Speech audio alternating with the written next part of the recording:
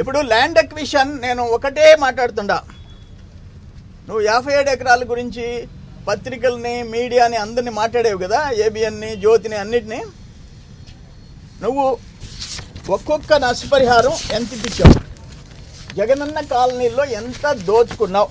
For example ఈదూరులో ఎకరా 58 సెంట్లు, basic value 6 లక్షలు ఉంది. ఎకరా 22 లక్షలు ఇప్పించావు. 6 లక్షలు ఉంటే 22 లక్షలు ఇప్పించావు. పైనాంపురంలో ఎకరా 30 సెంట్లు, బేసిక్ వాల్యూ 8 లక్షలు, 22 లక్షలు ఎకరాకి ఇప్పించావు. ఇక్కడ బేసిక్ వాల్యూ రామదాస్ కండ్రిలో 15 లక్షలు ఉంది, 15 లక్షలకే తీసుకుంటావు.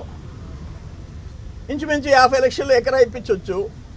జగనన్న కాలనీలో ల్యాండ్ అక్విజిషన్ పేరుతో ఆ రైతు దగ్గర 10 లక్షలకు మాట్లాడుకొని 20-25 లక్షలు తీసుకొని ఎంత దోపిడీ చేసావో అందరికీ తెలుసు. ఆ ఇళ్ళు పనికి రాకుండా పోయింది తెలుసు. వేల మంది ఇళ్ళు. నీకు నీ లంచాలకి, నీ దుర్బుద్ధికి లిమిట్లే. వాళ్ళ గిరిజనులైనా సరే తాకట్టు పెట్టి నువ్వు డబ్బు తెచ్చుకుంటావు.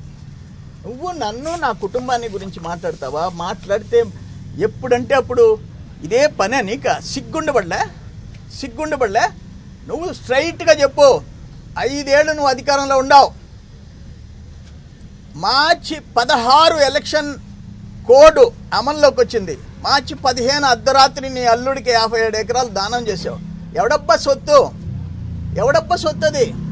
15 లక్షలకి ఒక హైవే, ఒక పక్కన national highway Chennai Calcutta road, ఒక పక్కన కృష్ణపట్నం పోర్ట్ రోడ్డు, 2 హైవేలు.